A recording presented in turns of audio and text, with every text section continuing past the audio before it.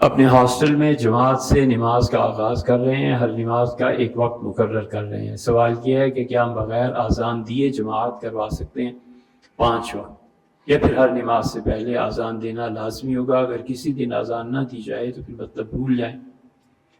بھیا بہت اچھی بات ہے، ماشاءاللہ آپ جو کچھ کر رہے ہیں بہت اچھا ہے، لیکن اس میں 2 چیزیں ہیں۔ ایک چیز تو آپ نے جو فرمایا نا کہ وہاں پہ مسجد میں اذان ہوتی ہے، ہماری رائے تو یہ ہے کہ لاؤڈ سپیکر کی اذان کی آواز پہنچ جاتی ہے، اور اگر لاؤڈ سپیکر نہ ہو تو پھر آواز بھی نہیں پہنچتی۔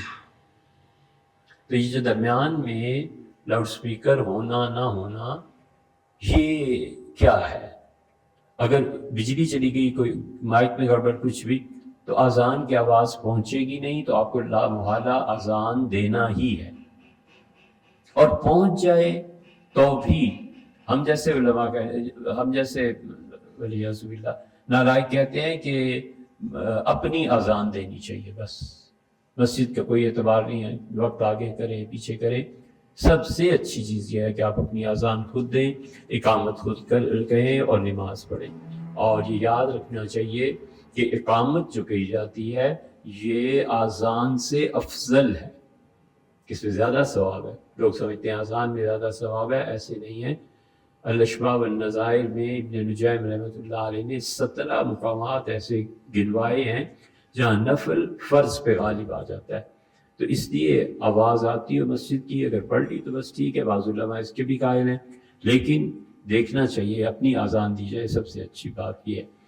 ایک بات تو دوسری یہ بھی سوچنا چاہیے بھائی کہ آپ جماعت وغیرہ جو نماز شروع کر رہے ہیں بہت اچھی بات ہے، اس میں کوئی شبہ نہیں، لیکن یہ بھی تو سوچیں کہ اگر مسجد قریب ہے تو آپ وہاں کیوں نہ جائیں؟ تو مسجد جانے کا ثواب، مسجد کو آباد رکھنے کا ثواب، پھر شرعی حکم مسجد آنا اور جانا۔ حضور اکرم صلی اللہ علیہ وسلم نے جب تم مسجد جا رہے ہوتے ہو تو اپنے ہاتھوں کی انگلیاں ایک دوسرے میں پیوست نہ کرنا، تم ابھی بھی اللہ ہی کے سامنے اور تم ابھی بھی نماز ہی میں ہو۔ تو جو راستہ ہے نا گھر سے مسجد تک کا، حضور صلی اللہ علیہ وسلم اسے بھی ادب اور احترام سے طے کرو، تم اب بھی اللہ کے حضور نماز میں ہو۔ تو یہ ساری چیزیں پھر آہستہ آہستہ رہ جاتی ہیں۔ جس کی مرضی ہے مسجد جائے گا، نہیں ہے تو آپ اس کو کیوں جبرن نماز پڑھانا چاہتے ہیں؟